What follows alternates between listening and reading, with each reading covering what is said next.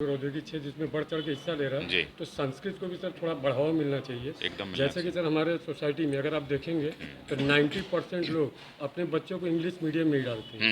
एक तरफ सर हिंदी को बढ़ावा दिया जा रहा है और दूसरी तरफ बच्चे इंग्लिश मीडियम में जा रहे हैं। ऐसा क्यों सर?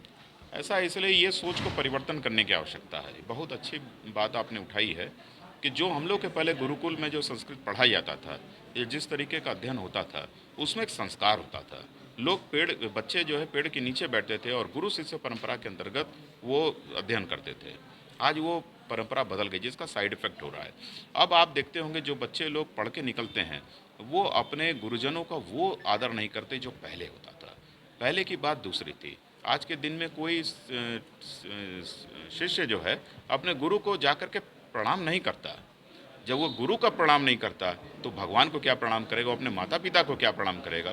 जब हम लोग की जो परंपरा के अनुसार जो शिक्षा होती थी वो सबसे उच्च थी, जिसको हम लोग भूल गए अंग्रेजों के आने के बाद से। अब हम लोग इस तरह के कार्यक्रम करके फिर से उस चीज़ को वापस लाने की नित्यांत आवश्यकता हमारे देश के लोगों को है और हम लोग उसको समझ रहे हैं कि उसका साइड इफेक्ट अब सबको मिलना शुरू हो गया है।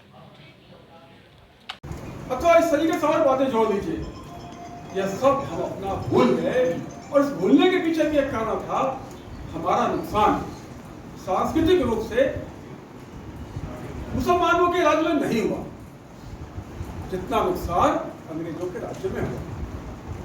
खासतौर से जब मैकाले आए और यहाँ पे लगभग 7 लाख विद्यालय बंद करवाए।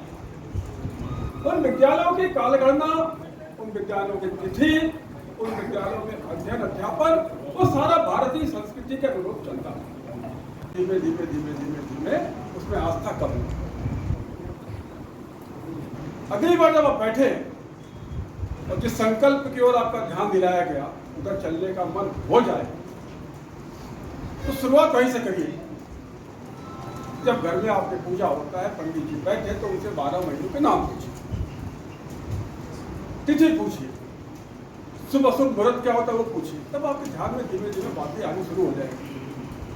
ये जो सैकड़ों वर्ष का गुलामी का परिणाम है कि हम सब अपनी मूल संस्कृति को छोड़ करके सारा का सारा हम अपना पश्चिम की ओर उन्मुख हो गए। रहन सहन खान पान और सामने बैठे।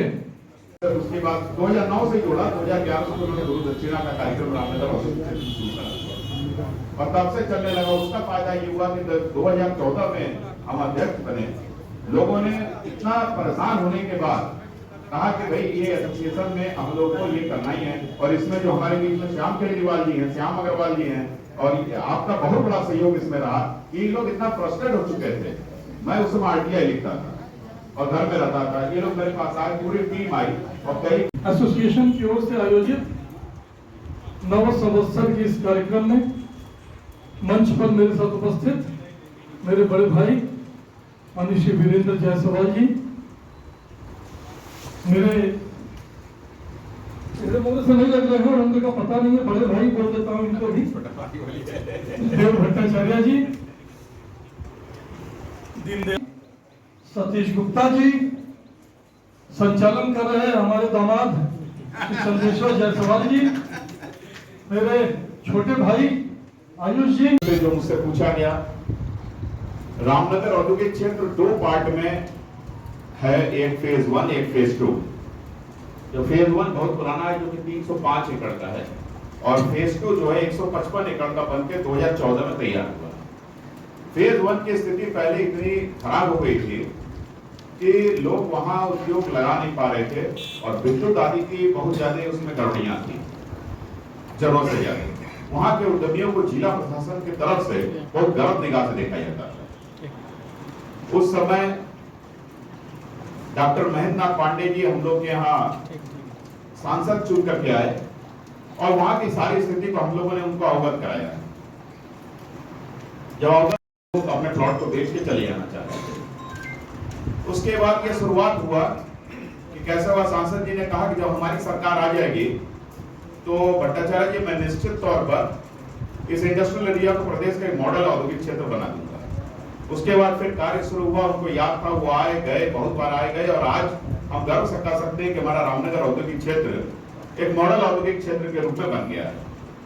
और हम लोग के लगभग 250 उद्यमी इस समय इंडस्ट्रियल एरिया रामनगर के हैं और बाकी हम लोग के अगल बगल के क्षेत्र के लोग भी जैसे बनारस के हैं, पड़ाव के हमारे बीच में बहुत से लोग आए जो हम लोग के साथ जुड़ गए हैं। और आज रामनगर औद्योगिक एसोसिएशन ये गर्व से हम लोग कह सकते हैं कि पूर्वांचल का सबसे बड़ा औद्योगिक एसोसिएशन के रूप में सामने आ गया।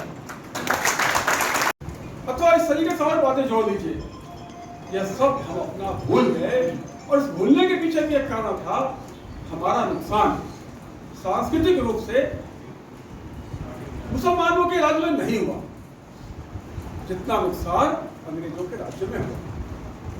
खासतौर से जब मैकाले आए और यहाँ पे लगभग 7 लाख विद्यालय बंद करवाए। उन विद्यालयों की कालगणना, उन विद्यालयों की तिथि, उन विद्यालयों में अध्ययन अध्यापन, वो सारा भारतीय संस्कृति के अनुरूप चलता है। धीमे धीमे धीमे धीमे धीमे उसमें आस्था कम हुई। अगली बार जब आप बैठे और जिस संकल्प की ओर आपका ध्यान दिलाया गया उधर चलने का मन हो जाए तो शुरुआत वहीं से करिए।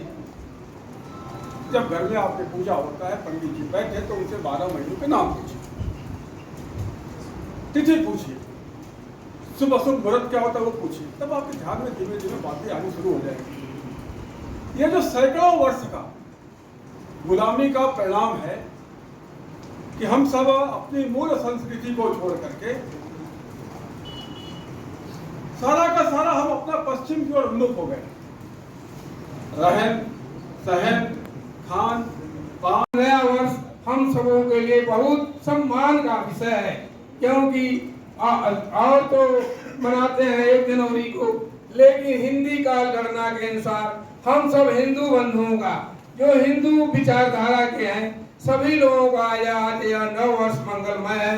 इस मंगल करते हुए बहुत बहुत बधाई देता हूँ कि जो यहाँ उपस्थित होकर के होली मिलन उत्सव के रूप में मना रहे हैं। कल पूर्व संध्या पर, नए वर्ष के पूर्व संध्या पर हमारे चंदौली जनपद का जिला एकत्रीकरण था और हम लोग बहुत ही धूमधाम से उसको मनाए। संचलन भी निकला, अपने उसमें माननीय प्रांत प्रचारक जी श्रीमान रमेश जी का उद्बोधन हुआ और उसके बाद हम लोग घर जा सके। तो महानगर से जा करके